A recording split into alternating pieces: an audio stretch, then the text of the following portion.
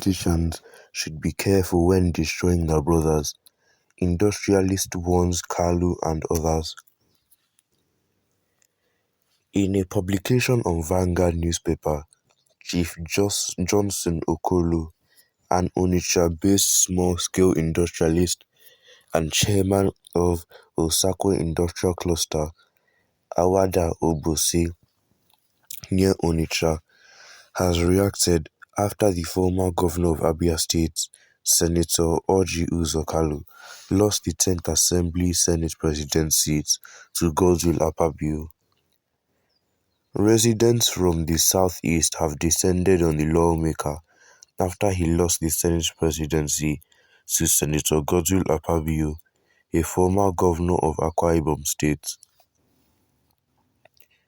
Recall that the lawmaker was one of the politicians who worked against presidential candidate of the Labour Party, LP, Mr. Peter Obi, in the last general elections. He was also vocal that it is not the turn of the Igbos to produce the next president of the country. However, in the wake of the 10th Senate election, the former governor was caught on camera crying, alleging that unfair treatment and imprisonment has been meted on him by Nigerian states, adding that it is the turn of the Igbo to become the Senate president. Reacting, the industrialist said not electing the ex-governor and his counterpart from Ebonyi State, Dave Umahi, or any other politician from Southeast is a step in the right direction, because they all said that anything president is not the turn of the Southeast. He warned Igbo politicians to be careful with their utterances, noting that the two Igbo politicians worked against Peter Obi, saying it is not the turn of the Igbo to produce the president, but they wanted to become leaders of the 10th Senate. He said, "We Igbo, particularly the politicians, should be careful when you are destroying our brothers. Whatever you say or did against your brother, one day it will come back to you." Okay? Well, what are your thoughts on this? Make sure to leave them in the comments down below. And don't forget to like and subscribe as I share what other people have to say about this. Why do you Igbos always tribalistic? Did your Yoruba elders not support Obi? Why do you want Orji to support Peter when they are not in the same party? These are reasons you people don't do well as party members. What makes you Igbos feel Orji Kalu deserves to be Senate President when he could not monster vote for Tinubu in his constituency? You work and get rewarded. When they promised Orji Kalu heaven and earth during campaign, he thought he has arrived. He took Tinubu to his mother, and Jagaban almost lay down in greeting her. He also thought he was one of the kingmakers, and that gave him the moral in calling Peter Obi abusive names without any provocation. Today you are crying. This is just the beginning. You are busy spoiling your brothers to gain selfish desires from your friends.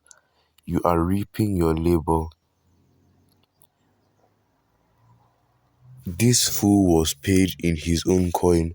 At least we are happy, as true Democrats we are, that he never emerged as Senate President. Igbos are being relegated and marginalized in Nigeria, even among themselves, and their neighbors called Southerners are taking what belongs to them. Let them not blame anybody but themselves.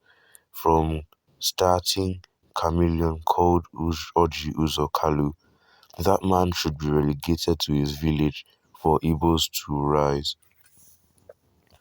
And former Enugu Governor Senator Ken Nnamani, yes, some Yorubas, Hausas and other tribes supported Obi, but they are not sinister with their support.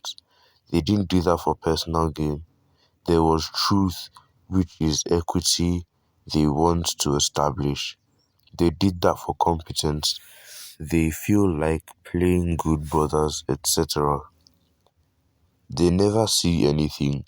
They were betraying their brother with the hope to contest for Senate presidency. Shame on them. They never cry. Bunch of betrayals. I too, Igbo race. This is good for you. Where are you now on national matters? You see yourself every second that ticks. Shame. God bless you for good write-up. They want to destroy Obi, but now are staying. They will cry more. This is starting. What you sow is what you will reap. Experience is the best teacher. You have seen the fruits of your labor.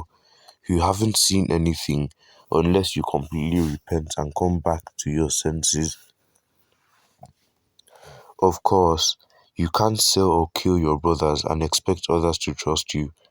A betrayer of his brother remains a betrayer and will never be taken seriously or handed a leadership position. When Kalu was busy rubbishing and attacking his brother Peter Obi with the hope that he will be rewarded with Senate president, he didn't know that he was destroying himself by selling out. Next is Wike. Every Judas will collect. He argued that it was his turn to be the Senate president, but not able turn to be president because he was not being for that. He cried because of power. What a shame. Well said. A word is enough for the wise. Selfishness will always be lead to lonely paths. It pays to be your brother's keeper, politics or no politics. It is never too late to retrace steps wrongly put. It is not yet of the Southeast to produce the Senate president. They need to work for it. They are not yet ripe for the Senate presidency. Karma and nemesis is befalling him and others that fought Peter Obi. Let them wait. It's not their turn. At least Peter Obi had over 6 million votes despite the daylight robbery, but I'm not sure if Kalu got up to 20 votes. Please note I'm not Igbo, I'm from Kogi State, and all I support is truth. Well, these people have all given their opinion on this. Make sure to leave your own opinions in the comments down below. And don't forget to like and subscribe and to share this video with your family and friends so that